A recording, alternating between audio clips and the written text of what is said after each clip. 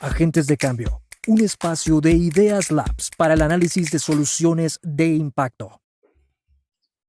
Buenos días, mi nombre es Luis Loría y soy presidente de Ideas Labs, un laboratorio de innovación social, política y regulatoria. Y para este episodio de Agentes de Cambio, queremos tratar el tema de la guerra en Ucrania y qué consecuencias puede tener para América Latina, que puede tener o que puede estar ya teniendo. Para esto tenemos un invitado realmente de lujo, es Joseph Humire. Él es actualmente director ejecutivo del Center for Secure Free Society, con sede en Washington, D.C. Eh, Joseph es experto en seguridad nacional, especializado en el análisis de las redes de amenazas transregionales en el hemisferio occidental. Eh, el señor Humire ofrece regularmente sesiones informativas y conferencias sobre la lucha contra el terrorismo internacional, la lucha contra la delincuencia organizada transnacional y la influencia de China, Rusia, Irán y Hezbollah en las Américas a diversas entidades del Departamento de Defensa de Estados Unidos, así como a think tanks y universidades de todo el mundo. Entonces, bienvenido, Joseph, y muchas gracias por acompañarnos. Es un tema de muchísimo interés. Gracias, Luis, por la invitación. Un gusto estar con Ideas Labs y su programa Agentes de Cambio. Bueno, claro, es un tema que creo que todo el mundo está tocando en este momento. Sí, tal vez nos puedas hacer una introducción de, bueno, qué está pasando en esta guerra en Ucrania. Tal vez, bueno, un poco, digamos, cómo se originó y cómo hemos llegado hasta donde estamos en este momento. Sí, bueno, yo creo que a este punto es importante, tal vez con tanta información que creo que a muchos le está llegando por primera vez. No todos están a tanto de la situación en Ucrania o las ambiciones de Rusia. Entonces, si me permites hacer un repaso un poco de esto. Yo creo que el primer punto que hay que entender es la ambición o, digamos, la visión de Vladimir Putin, porque esto obviamente no es la Unión Soviética del pasado, y tampoco es simplemente toda la Federación de Rusia, el gobierno de Yeltsin, Gorbachev y lo demás. Esto es literalmente un proyecto de visión hegemónico que empieza más o menos en el año 2000, cuando Vladimir Putin entra a altos mandos de gobierno. Él obviamente era un agente de la KGB, es un agente de contrainteligencia de carrera en Rusia. Pero después llega a la política y llega a los más altos niveles de la política, primer ministro, después presidente. Y en todo ese momento hay algo clave de lo que dice Vladimir Putin en todos sus discursos, y lo dice desde muy temprano, que la caída del muro de Berlín, la decaída de la Unión Soviética, era el catástrofe más grande del siglo XX, del mundo. Entonces, si tú tienes esa perspectiva, esa visión, entonces es de cierta forma obvia que vas a tratar de reconstruir ese poder. Y eso es la tarea de que ha hecho desde que inició en 2000 y hasta la fecha, y ahora creo que fue reelegido hace unos años atrás, y prácticamente indefinido, creo que es hasta 2036 o por ahí, un año, no me acuerdo exactamente bien, pero prácticamente se ha vuelto dictador de Rusia. Pero este pensamiento de hegemónico de la visión de Rusia va más allá de la Unión Soviética. I mean, tú vas en la historia del Imperio Rusa. Estamos hablando y puedes ir hasta el siglo X, realmente, si quieres ir al origen de Kievan Rus, ¿no? Lo que era el terreno del Imperio Ruso.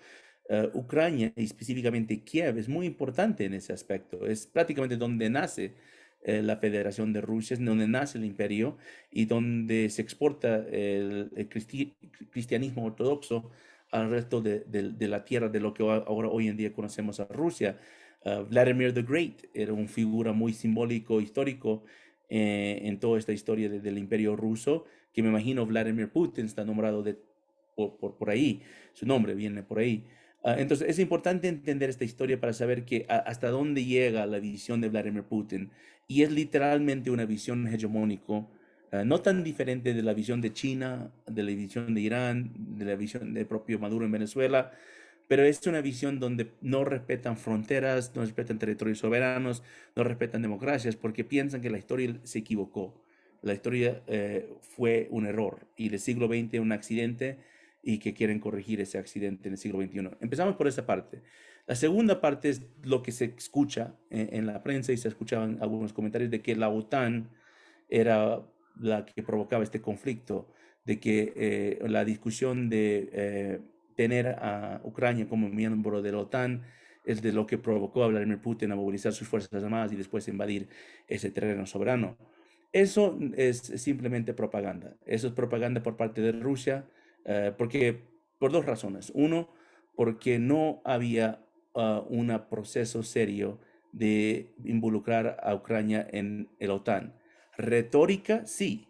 Han habido gente que lo ha dicho, han habido políticos que lo han sugerido, pero para ser miembro de OTAN no es una retórica, es un proceso. Literalmente hay requisitos y tienes que cumplir uno, dos, tres. Ucrania no estaba ni siquiera en paso uno, para decirlo, ¿no? O sea, ni siquiera la conversación llevó a acción en este caso. Entonces, si eso es el pretexto de invadir un país, entonces cualquier persona que puede decir, bueno, usted mencionó que querías hacer una alianza contra mí, entonces yo voy a invadir a cualquier persona o terreno que corresponde. Y eso no es un argumento serio, eso es propaganda. Número dos es, bueno, hay otros países, bueno, se puede hablar de que el OTAN se ha crecido en los últimos 20 años, eso sí es cierto. OTAN ha crecido especialmente en el área báltico, ¿no? Finlandia, Estonia.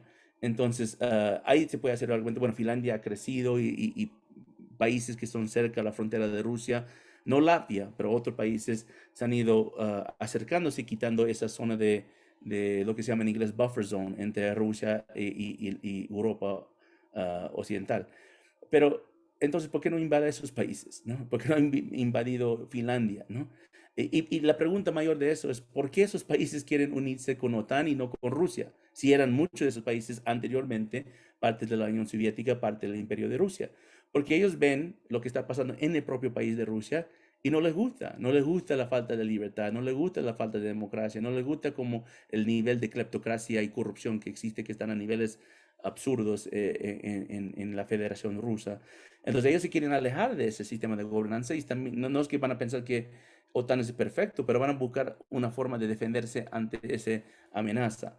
Entonces, el argumento de que la OTAN provocó este conflicto, que OTAN ha provocado a Putin, es mayormente propaganda de Rusia mismo, de Vladimir Putin mismo, que lo utilizó como un argumento para dar lo que se llama un casus belli, para poder tener fuerzas armadas en la frontera y después invadir. Pero la razón real de que está invadiendo Ucrania, y creo que tiene diferentes dimensiones, pero la parte de visión geopolítica es porque él nunca pensó que Ucrania era distinta a Rusia y lo quiere recapturar. Joseph, en tu opinión, ¿este es un problema de Ucrania o es un problema también para Europa? ¿Es un problema para el hemisferio occidental o es un problema para todo el mundo? Mire, bueno, obviamente es un problema para Ucrania, esos son los que están recibiendo las bombas y las balas en este momento, pero más allá de lo que está pasando en el terreno físico, y hay que entender hoy en día que la guerra es más allá de la físico, la guerra va por varias dimensiones. Yo creo que hay otros propósitos por la invasión de Ucrania que podemos tocar enseguida, Luis, pero para contestar tu pregunta directamente, no, es un desafío para el mundo, porque si se legitimiza ese argumento falso que acabo de explicar de que piensa que hay terrenos perdidos, que la historia se equivocó, si eso va a ser una premisa de invadir un país, imagínate cuántos países pueden invadir a otros países con ese argumento. O sea, China va a usar ese argumento para invadir Taiwán y Maduro puede usar ese argumento para invadir Colombia. Ahora, la invasión es hoy en día, yo creo que la parte de lo que estamos viendo en el terreno físico, la invasión física convencional de Fuerzas Armadas, es la parte menos importante de la guerra. Es la parte más violenta y bueno, nos asombramos a veces cuando vemos esas imágenes de las bombas y los tanques y los aviones lanzando misiles. Pero la parte de la guerra que hay que realmente mirar más es la parte informática y la parte económica. Y hoy en día eso define mayormente la victoria en diferentes guerras. Entonces ahí me voy que yo creo que esta invasión por parte de Vladimir Putin en Ucrania tuvo un propósito más allá. Más bien he presentado desde esta perspectiva aquí en América Latina, en Guatemala, en un congreso, en el Congreso de Guatemala, pero un foro parlamentario que se hizo mayormente con parlamentarios europeos que vinieron a Guatemala para este foro. Y porque eran europeos, yo hablé en inglés y presenté en inglés. El video está disponible en nuestro YouTube de Secure Free Society. Pero mi argumento, mi tesis de esta presentación de 13 minutos más o menos, era de que el principal propósito de invadir Ucrania era con una ambición económico. ¿A qué me voy? Um, el cálculo que Vladimir Putin hizo para invadir Ucrania era saber la reacción del Occidente. Es claramente un desafío al mundo occidental. Primero que tiene que saber qué tipo de respuesta militar va a haber. Porque si él piensa que la OTAN iba a defender Ucrania como defenderían, digamos, a Alemania, si es que trata de hacer eso contra Alemania, yo creo que no lo hubiera hecho tan brusco, tan torpe, tan violento, porque no va a querer enfrentar a la OTAN de una forma convencional militarmente. Pero también sabe que no lo tiene que hacer.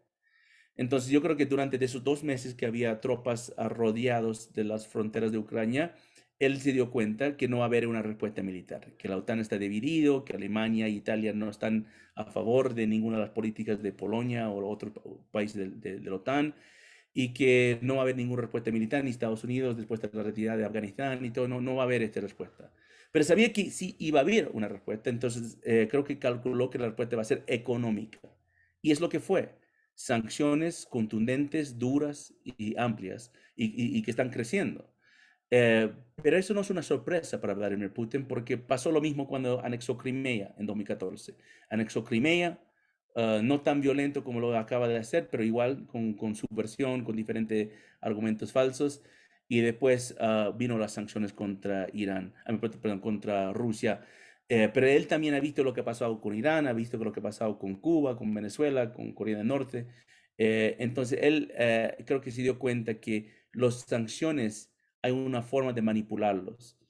¿A qué me refiero? O sea, desde por lo menos 2014, cuando anexó Crimea, y puede decir tal vez hasta más antes, ya empezó una campaña de desinformación amplia, global y brutal que trata de poner a las sanciones económicas como un crimen de leyes de humanidad, que estás violando la situación económica de los pueblos. Y con ese tipo de victimización lo que haces es amplificas un argumento que el sistema económico mundial, el sistema financiero mundial, que mayormente es manejado por transferencias electrónicas, por el sistema SWIFT, no es un sistema económico, sino un sistema de guerra. Y ese es el argumento que completamente favorece a China, que está construyendo una alternativa al sistema SWIFT. Lo único que le falta es el pretexto para introducirlo a más países. Entonces yo creo que la audiencia principal en este momento para Vladimir Putin no es Europa Occidental, no es Estados Unidos, no es ni siquiera la comunidad internacional por sí. Es África, es América Latina, es Surasia, porque él está mirando los países que tienen debilidad económica y diciendo, mira, tú confías a Estados Unidos, que te va a sancionar en cualquier momento por cualquier razón, o confías a mí, que no te voy a hacer ninguna pregunta, pero te vamos a hacer, no te vamos a preguntar de corrupción ni nada de eso, pero vamos a dejar que uses otro sistema de China.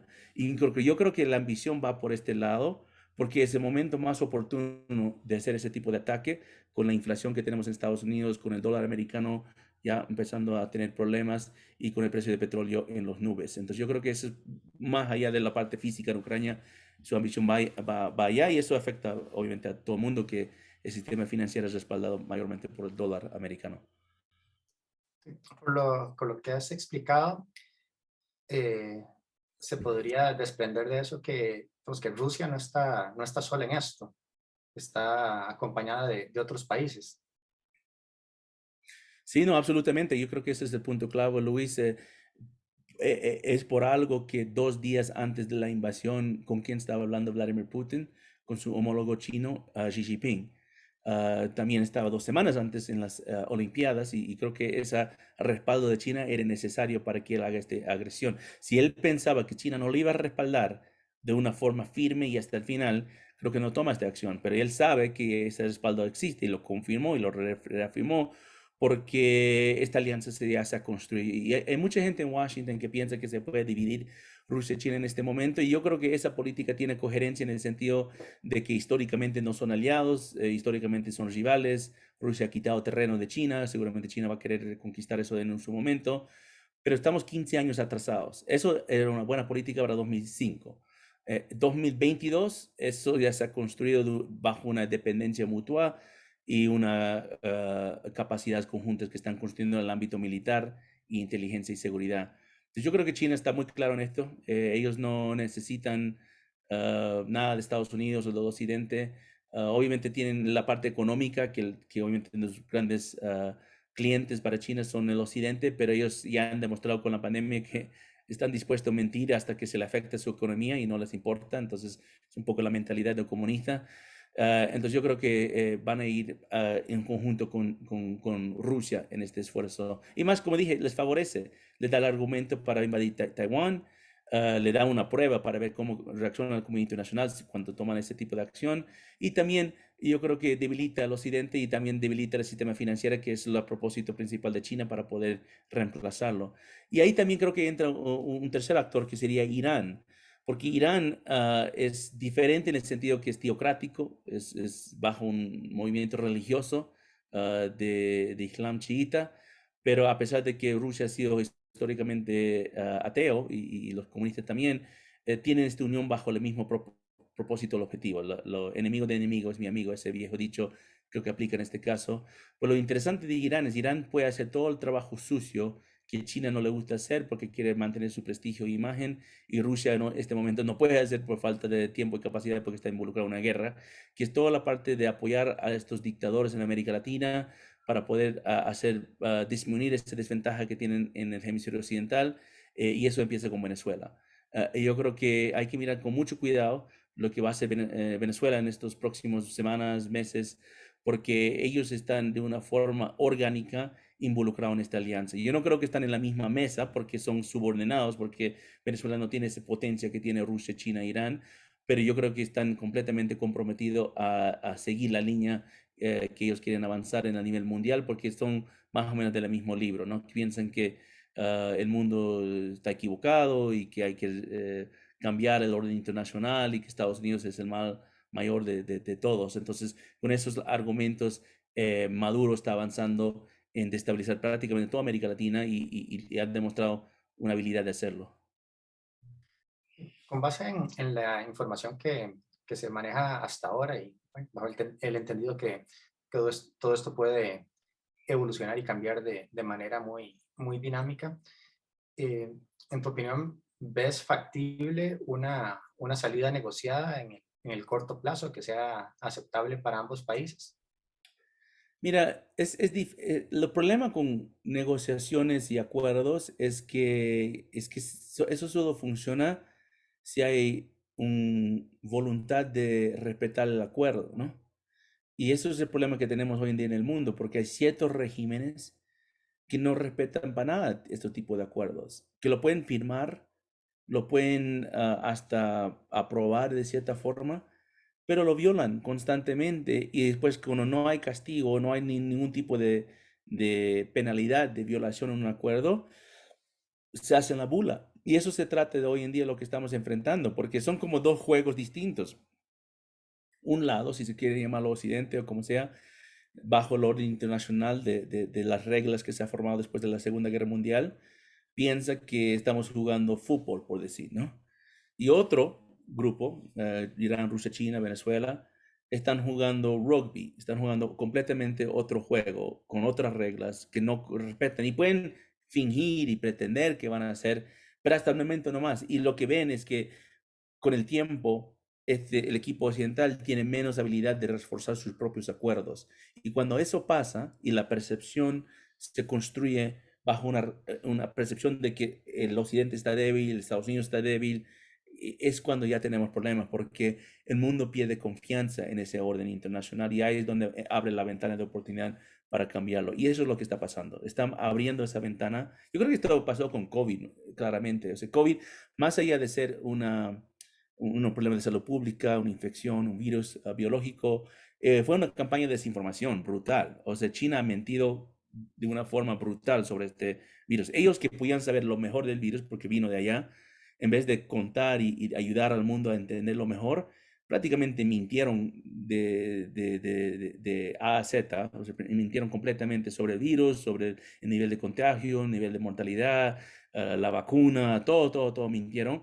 Y el resto del mundo por eso entró este pánico, porque no sabíamos nada. O sea, un virus sale y nadie sabe nada. Entonces hay una sobrereacción de cierta forma, bajo miedo, que es entendible, pero esa sobrereacción lo que hace es afectó las economías de nuestros países. Entonces, eso creo que fue el propósito de China. Y por eso creo que eso, si eso ha debilitado la economía, lo de Ucrania puede debilitarlo más. Entonces yo creo que esto va con el proceso de debilitar las economías y quitar confianza en el sistema financiero y por extensión es quitar confianza en el dólar americano y empezar a convencer al mundo que es el tiempo, es ahora para cambiar el orden internacional. Y yo creo que parte de eso puede ser cierto, pero mucho de eso es mentira. Mucho de eso, yo estoy en Colombia ahorita, estoy en Bogotá, y hay gente en Colombia que verdaderamente piensan que Colombia está en igual o peor situación que Venezuela. O sea, me lo dicen en la calle, dicen, bueno, ya estábamos peor que Venezuela.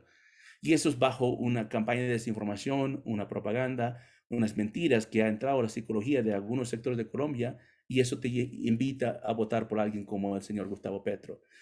Y en caso, los venezolanos que vienen de Venezuela saben muy bien que hay problemas en todos los países de América Latina, sí, incluso en Estados Unidos hay problemas, pero Venezuela es otro caso, es otro nivel de sufrimiento, otro nivel de situación humanitaria. La nivel hambruna de Venezuela es el único país que lo iguala es Haití, que es el país que ha tenido más hambruna en el hemisferio occidental en todo el siglo XXI. Entonces, yo creo que desinformación se ha vuelto como un armamento muy poderoso y los que están manejando ese armamento mejor son los autocráticos del mundo, Rusia, Vladimir Putin incluido. Tal vez para concluir, Joseph, ¿qué puede hacer América Latina? ¿Qué pueden hacer los gobiernos de América Latina, los ciudadanos, las organizaciones en América Latina frente, digamos, a todas estas amenazas que, digamos, que ya están presentes? Y bueno, incluso estaban muchas de estas presentes antes de que iniciara la guerra. Digamos, ¿cuáles son algunos pasos o temas en los que deberían estar pensando acá en América Latina? Sí, es una buena pregunta. Yo estoy aquí en América Latina en este momento y obviamente estoy conversando sobre diferentes temas y creo que lo que más creo que me llama la atención y esto lo comparto con su audiencia es lo primero hay que educarse, ¿no? Esto es muy importante y América Latina no está aislado del mundo, no es una región que no tiene conexión con los conflictos de Europa o de Medio Oriente o lo que está pasando en China. Tiene que educarse a todo eso porque eso te va poder clarificar un poco, alumbrar un poco lo que está pasando y lo que te pues afecta a la región y uno no entiende por qué. Si la región hubiera estado más educado sobre estos temas, yo creo que no hubiera sobre reaccionado sobre la pandemia, porque América Latina fue una de las regiones, si no la región más afectada por la pandemia, porque lo que llegó a América Latina antes del virus era desinformación. O sea, un miedo total del virus, pensando que si te contagia vas a morir instantáneamente. Entonces, ¿qué pasó? Los gobiernos de los países, bajo ese miedo de opinión pública, cerraron sus negocios, cerraron fronteras y negocios antes de tener 100 casos confirmados del virus. Y eso afectó. En Costa Rica, yo sé que el sector de turismo prácticamente murió por un año, si no más, y eso afectó brutalmente el desempleo, la producción y todo lo que hay. Entonces, yo creo que primero es educarse de lo que pasa en el mundo, porque la geopolítica, la economía son muy vinculadas uno a otro.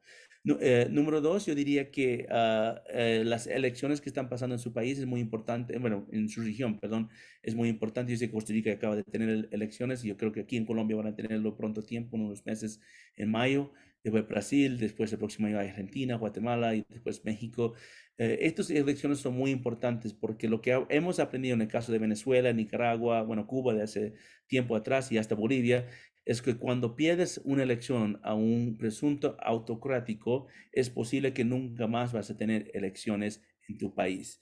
Y eso es lo que pasó literalmente en Venezuela y Nicaragua. Las últimas elecciones que han tenido son completamente un show político, un fraude, donde en caso de Nicaragua encierran prácticamente toda la oposición política y en fraude lo que hay es un paz, pero un paz criminal. O sea, donde los criminales tienen impunidad y pueden hacer lo que les da la gana y los demás tienen que obedecer y quedarse callados y no pasa nada y hay paz. Pero si al momento que abres tu boca, al momento que tratas de cambiar un poco la política, te encierran en la cárcel sin ninguna audiencia justa y, bueno, prácticamente es un prisionero político que ha pasado con todos los candidatos presidenciales. Eso mismo está pasando en Bolivia, donde han encarcelado a la expresidente Janine Áñez, está pasando obviamente en Venezuela, y esos sistemas no son distintos a lo que pueda pasar en el resto de América Latina. Es más, si fuera por esos países, eso pasaría en todo el resto de América Latina y tienen ambición para hacerlo. Entonces, las elecciones son muy importantes porque en todas esas elecciones que mencioné, salvo de Costa Rica, no creo que en el caso de ustedes había un autocrático tan grande, evidente, pero en el caso de Colombia lo hay, con el senador Gustavo Petro. En el caso de Brasil estamos hablando de regreso de Lula da Silva, que es prácticamente una persona que ya está condenado 2 veces por actos de corrupción enormes.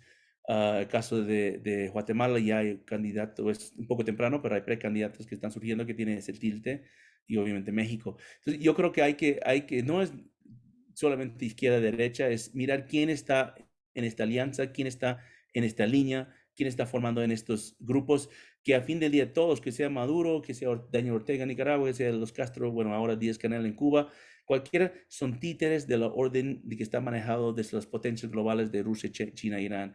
Entonces yo creo que hay que tener en cuenta esto y decidir bien, ¿no? Decidir bien, y ojalá Costa Rica pueda ser una elección de unos países que más o menos está tratando de alejarse de esa órbita autocrática y mantener la democracia, un país más, creo que más, la democracia más vieja de la región, que puede dar elecciones. Ojalá Colombia, que es la segunda democracia más vieja de América Latina, puede también responder en estas elecciones que vienen en mayo. Y por último, Luis, le dejo con yo creo que hay que poner un poco la tarea a Estados Unidos, porque, y esto es donde yo más o menos estoy enfocado, mi país, mis políticos, mis funcionarios han sido muy, muy, muy alejados de América Latina. Y eso crece más cuando hay guerras en otras partes, como lo que pasa en Ucrania. Prácticamente nadie habla de la región.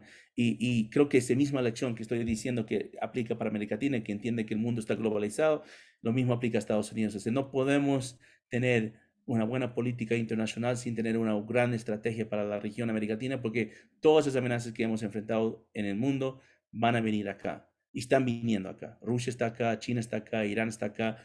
El crimen organizado es literalmente transnacional y el terrorismo internacional está en América Latina también. Y todo lo está pasando, en el caso de Estados Unidos, está literalmente entrando por la frontera. Esto es un dato que muchos no hablan y no sé si cuán público es, pero tengo conocimiento por los trabajos que hacemos con la Departamento de Seguridad Nacional de mi país, pero la cantidad de rusos que están entrando a la frontera es enorme. Estamos hablando de cientos de miles de personas que están entrando de Rusia a la frontera, y eso es antes de Ucrania. Eso no son refugiados de Rusia o gente que está escapando conflicto, miedo y guerra. Es personas que han estado yéndose por América Latina y entrando por la frontera sur de Estados Unidos, que es un problema serio que tenemos en nuestra región. Bueno, te dejo, Luis, tal vez con esas sugerencias. Esas son ideas para la región, y creo que la amistad que tenemos con Estados Unidos siempre es muy importante, y creo que ojalá sea la defensa a este mundo inestable que estamos viendo.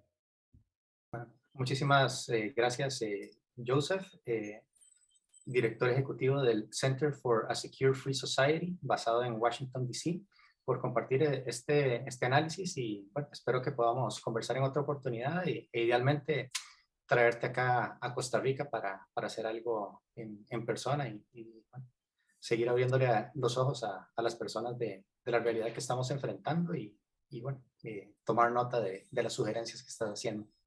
Sí, con Muchas gusto, gracias. Luis. Igualmente, gracias por la invitación.